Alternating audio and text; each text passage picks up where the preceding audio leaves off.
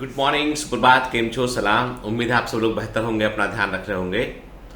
आप सभी को दीपावली की हार्दिक शुभकामनाएं। आज छोटी दिवाली है, कल एक्चुअल बड़ी वाली दिवाली है। दोनों दिन मैं आपको विश करने आऊंगा।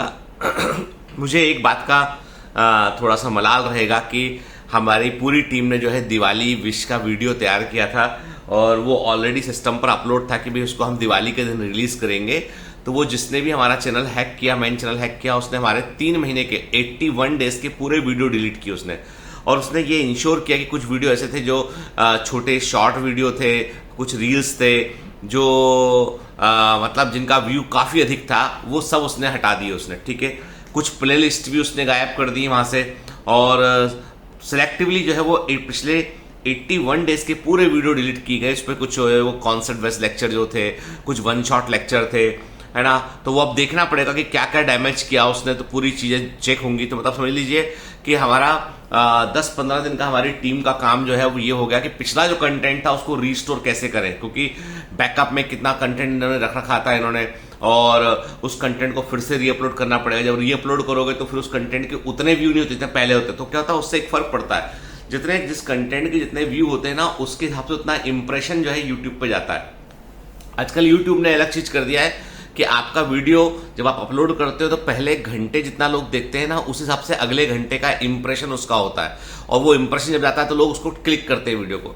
तो वो इंप्रेशन वाला जो ओवरऑल किसी ने जो है वो टारगेट किया है कि ओवरऑल चैनल की ग्रोथ जो है वो सफर करे इससे, ताकि कंटेंट जो है वो इतना, अब 3 महीने का कंटेंट एक दिन में तो डाल नहीं देंगे, क्योंकि एक दिन में डालने का मतलब है कि वो यूट्यूब को एक लेवल के ऊपर डालो तो फिर यूट्यूब उसको रोक देता है उस चीज को, वो ठीक है, कुछ स्पामिंग समझ के।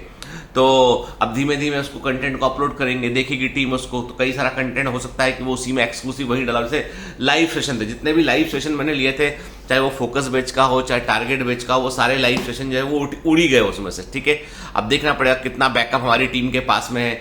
और कुछ जो इस तरह के लेक्चर्स थे जो यूट्यूब के थ्रू जो है वो स्ट्रीम किए गए थे ऐप पर, वो भी हमारे उड़ गए होंगे।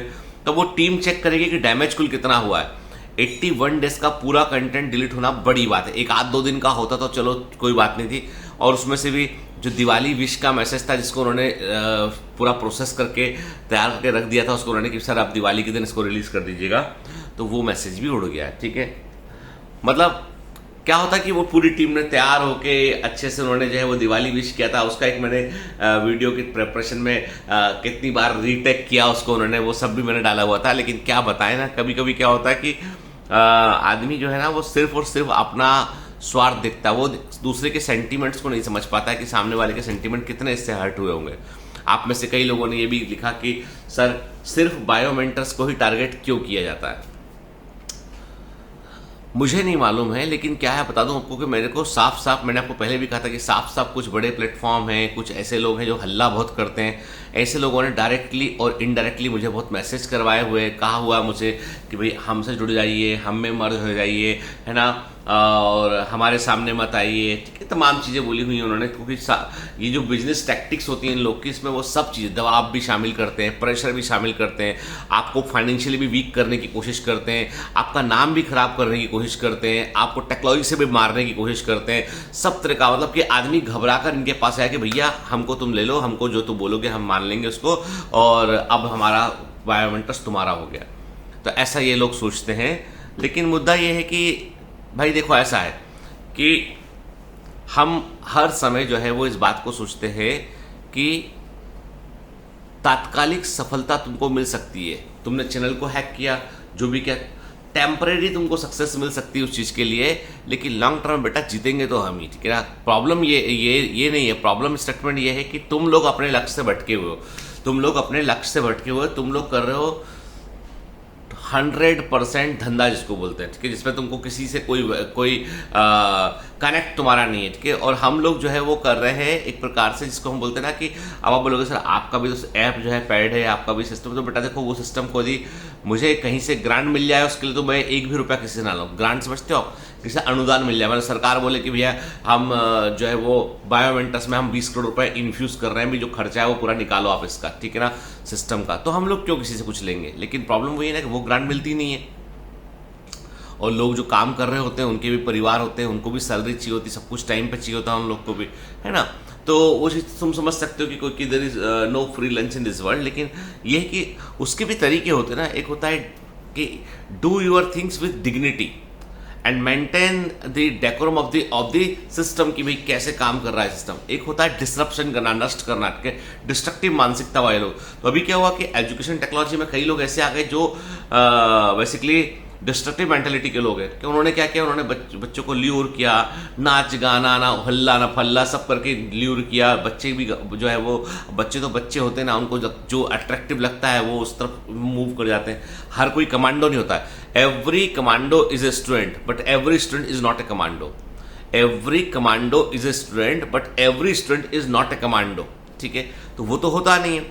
तो खैर अब मैं उस पर क्या टिप्पणी करूं, लेकिन ये कि मुझे बहुत बुरा लगा, मतलब मेरा बहुत ही समझ लीजिए कि इमोशनली बुरा लगा मुझे कि मैंने बहुत, मतलब हम लोगों की टीम ने जो है वो लेक्चर में से उन्होंने देख देख के छोटे छोटे हिस्से निकाले, उनको डाला उन्होंने यूट्यूब शॉर्ट्स में डाला उन्होंने, ताकि लोग मोटिवेटेड रहें। और वो सारा कुछ जो है वो सारा कुछ मैं कल देख रहा था, सब कुछ 81 डेज का।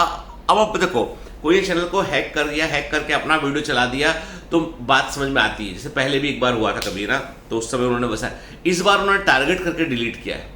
अब क्या गारंटी इस बात की कि मान लो कभी भगवान ना करे कि कभी और ये हैक कर ले और पूरा चैनल का पूरा कंटेंट ही डिलीट मार दें, कहां से रिकवर करेंगे? हजारों वीडियोस के अंदर।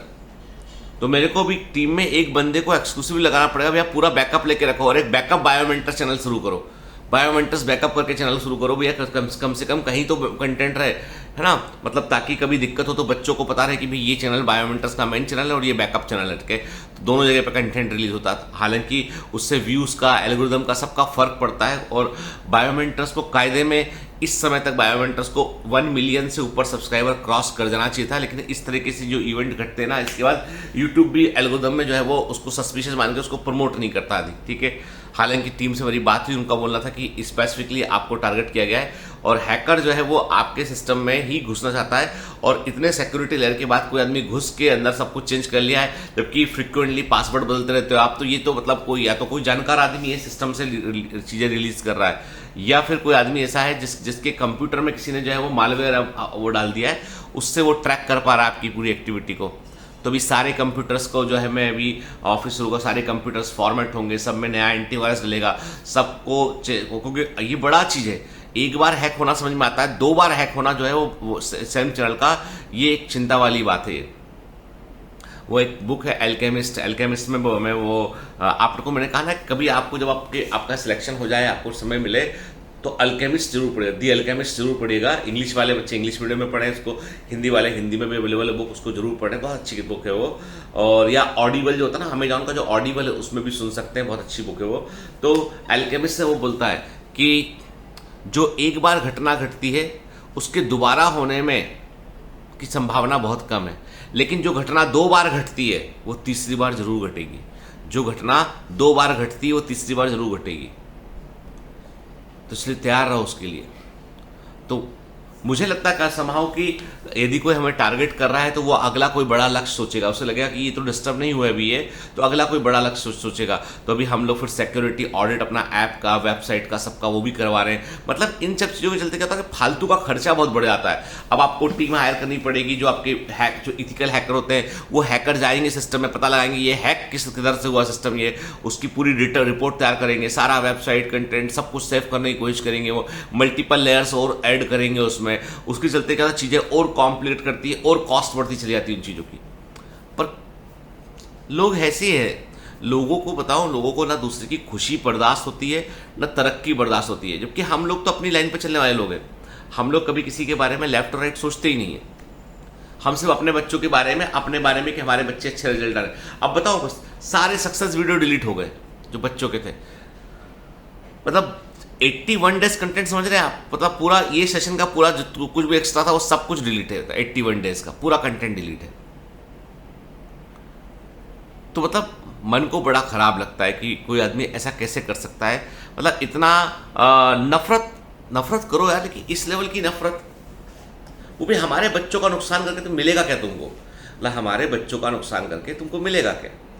जो तुमको चाहिए ना तो खड़ा करो ना। और तुम तो वैसे भी बहुत बड़े लोग यार, तुम तो वैसे ही बहुत बड़े लोग हो, तुम्हारे पास बहुत बच्चे पढ़ रहे हैं, बहुत सारे लोगों को तुम लुभा लेते हो, तो तुमको हमसे कॉम्पीट करने की जरूरत ही नहीं है। हम लोग तो बिल्कुल नगण्य है तुम्हारे सामने। मतलब कोटा के तिनके के बराबर भी नहीं है हम लोग। कोटा में जो तिनका होता है ना, उसके बराबर भी नहीं है हम लोग, ठीक है, ऐसे समझ लो आप। यदि कोटा एक जंगल है ना, तो जंगल में हम तिनके के बराबर भी नहीं है। हमसे क्या मुकाबला यार। हमारा अपना एक ऑनलाइन एक परिवार बना हुआ है, जो परिवार में काम चल रहा है, तो हमसे जलो मत। और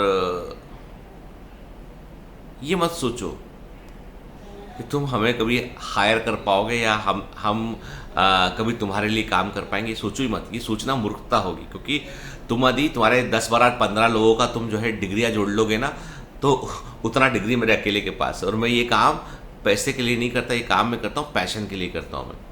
एंड बायोमेंटस मेरे लिए जो है वो मेरे बच्चों के समान है, कि मतलब वो मेरे दिल के बहुत करीब है उठ के। तो बायोमेंटस जो है कोई मामूली इंस्टीट्यूट नहीं है कि ये दिखता छोटा है सब कुछ है, लेकिन ये है बट वृक्ष के।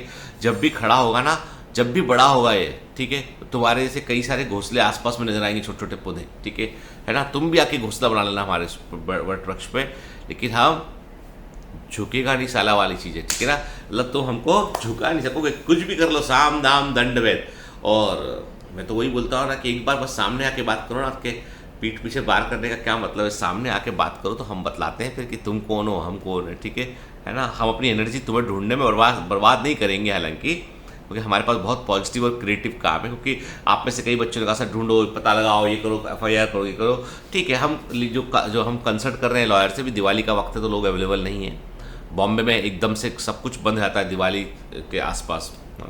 तो हम वही बोलते हैं कि हम नेगेटिव चीज़ों में एनर्जी नहीं लगाते हैं, क्योंकि हमको पॉजिटिव काम करना होता है ना। तो इसलिए मैं आपको वही बोलूँगा बेटा कि ना, आपको भी जीवन में है ना, मतलब जब भी कभी आप तरक्की करो तो मतलब आपको कई बार ऐसे लोग आएंगे जो नीचे नीचे खींचने की कोशिश करेंगे।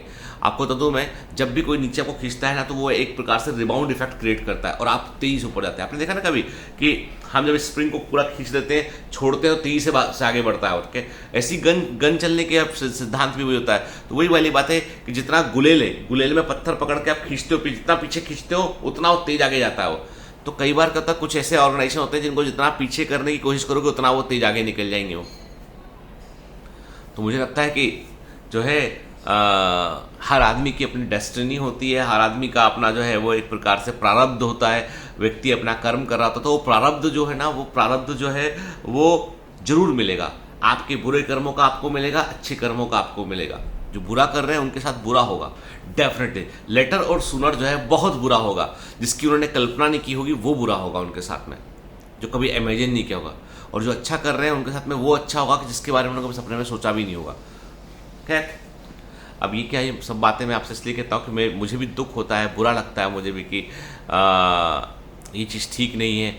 और खैर, दिवाली का वक्त यार छोड़ते हैं। ये बताओ तुम्हारे घर में कितने तरह की मिठाइयाँ बनी है, तुम क्या मिठाई खाने वाले हो? बनी है कि मिठाई बाजार से लेके आने वाले हो, है ना। चॉकलेट मिठाई नहीं होती है, चॉकलेट के फेर में नहीं पड़ना कि चॉकलेट है, सेलिब्रेशन, वो सब फालतू है, विज्ञापन है। वो मिठाई तो घर की होती है, जो घर में बनती है ना, चाहे वो मूंगफली की बर्फी हो, चाहे वो लड्डू हो, चाहे वो अपना गुजिया हो, घर में जो नमकीन बनता है वो हल्दीराम के नमकीन जो मार्केट में मिलते हैं उससे कई गुना बेहतर होता है, ठीक है। प्योरिटी होती है, घर का खाना जो है वो अच्छा होता है। फिर दिवाली का वक्त है, पढ़िए बेटा, अच्छे से मेहनत कीजिए, क्योंकि मैंने कहा ना अगली दिवाली मेडिकल कॉलेज वाली होना चाहिए, ठीक है। तो खैर, मिलता हूँ कल फिर दिवाली की, कल मैं भारती और हम लोग साथ विश करेंगे ना। तो कल देखता हूँ, मैं दिवाली का दिन है कल, तो कल सुबह भी मिलूंगा, दिन में भी मिलूंगा एक बार, है ना। ठीक, तो अभी आज मुझे बहुत काम करना है, मुझे थोड़ा सा क्या है, हम लोग को टाइम कम मिला, तो अब लाइटें लगाएंगे, है ना, बुलाएंगे किसी को, फिर लाइट वाइट लगवाने में हेल्प करूंगा मैं उसकी। थोड़ा घर को भी थोड़ा डेकोरेट करना पड़ेगा ना, दिवाली है, ठीक। चलो, have a great day, all the best, bye bye.